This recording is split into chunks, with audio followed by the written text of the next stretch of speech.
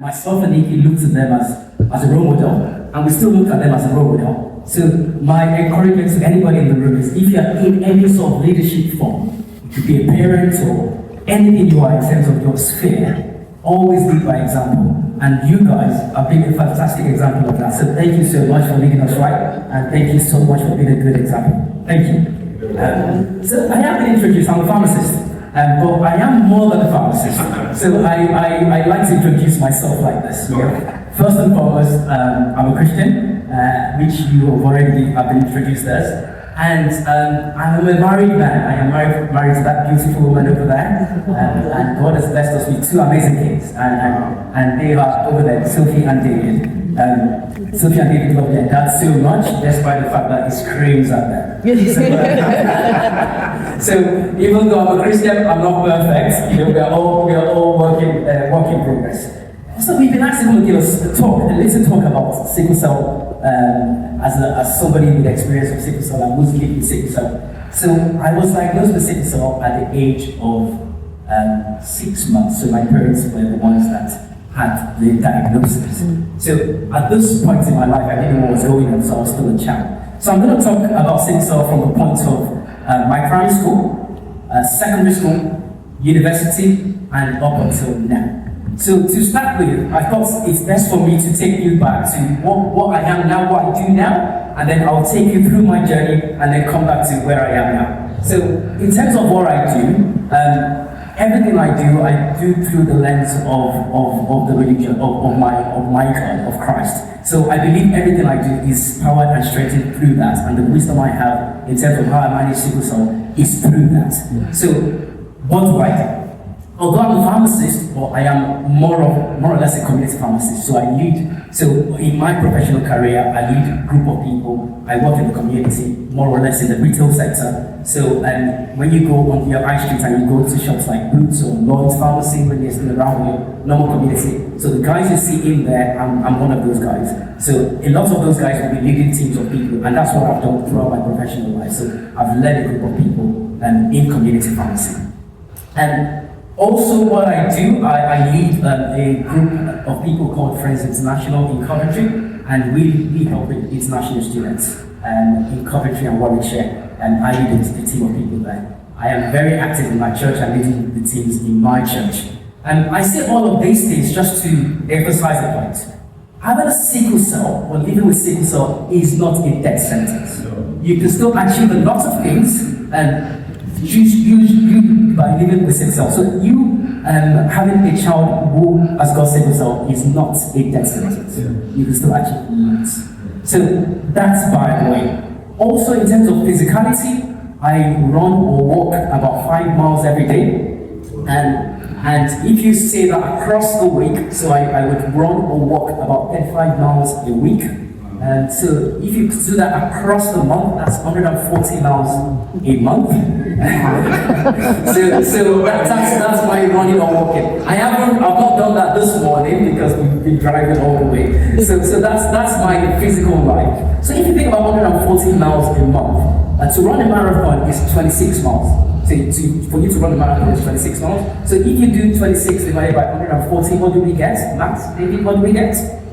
Let's just say just to be conservative, about 4 marathons. So it will be fair to say I walk or run about 4 marathons every month. So I do all of that, and I am still a sickle cell patient. Okay, so when I speak, I like people to sort of interact with me. So when I ask questions, some back to me. Okay, so let's start with secondary school. So I grew up in Nigeria and I came to the UK at the age of 18. So we've been told we've got 1 hour for this. And I started talking about 5 minutes ago. So my plan is for me to talk about half an hour, and my wife will come and talk about being the wife of somebody who's got sickle cell. And I'm going to come back for another 10 minutes and talk to you about sickle cell mentorship. And I'm not sure if you have a slide that I sent to you. Okay. So when I do come back, I would love that slide to be up when I come back and talk.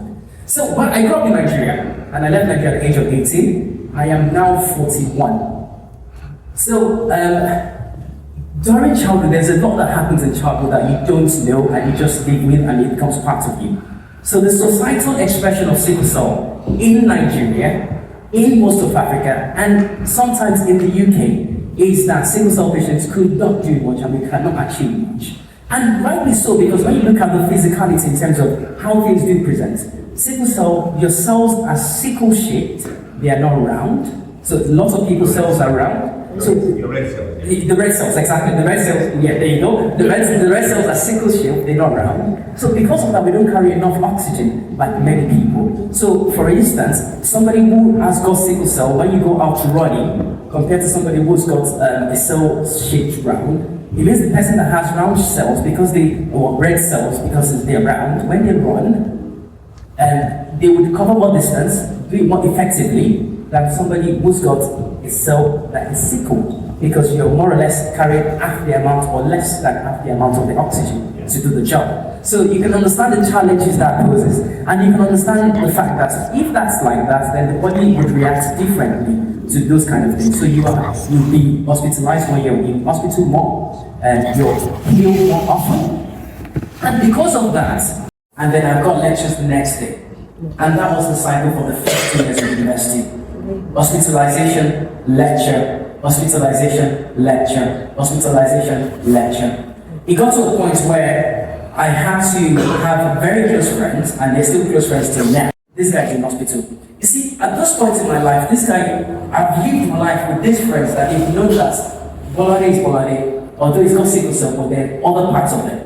They're seeing me for me, and the relationship wasn't about a sickle cell, a sickler anymore. It was about Bolade and his condition. And that gave me a new list of life, because these are true friendship. They weren't looking at me through the eyes of the ailment I've got. It was looking at me through the eyes of a friend, but a friend that I can be there for when he's got this issue. They've got other issues as well that I will be there for. That is friendship. We're not looking at people because of their suffering. We're looking at people because we want to be friends with them, and then we'll with them in the struggle. And these for me were the kind of friends I wanted. And they made me who I was. So even though I was in uni and I was in hospital, they would be the people my mom and dad were calling and say, oh, how is he? How is he doing? And they'll tell us, oh yeah, he's doing alright, he's just come out of hospital. And through that journey of being at the hospital, I started realizing, okay, I need to do X, Y, Z. I need to do to live a healthy life. This is what I need not to do to live a healthy life. And that's been the journey of my life. I am up to a point from somebody who would be in hospital almost once every 6 months at least, to going to, in my 30s when I got married to this beautiful woman, I had a 10-year span of my life where I wasn't in hospital once for sickle cell. I wasn't. All because there was this kind of wisdom that I gained about myself in terms of how to manage the condition, what I need to do, what I need not to do.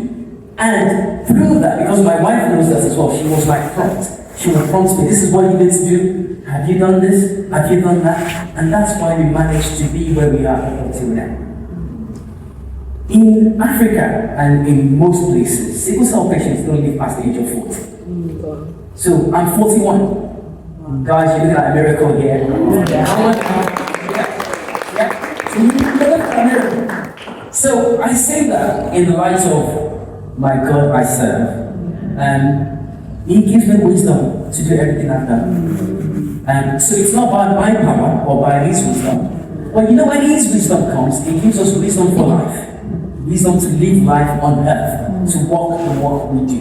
So these are the kind of wisdom that I know that whether you're Christian, non-Christian, it does not matter. If you apply this wisdom with sickle cell, you will achieve these results that I am experiencing and achieving. So you will be able to walk 5 miles a day. You will be able to do 4 marathons a month. You will be able to have a professional career. You'll be able to lead a group of people. You'll be able to have impact in society. You will be able to be an influence in your sphere without you feeling like sickle cell is holding you back. In fact, sometimes I need to be told that I've got sickle cell for me to remember that I've got sickle cell. I do what I do because I want to motivate youngsters out there. I want to motivate people wanting to get married, and sickle cell is an issue.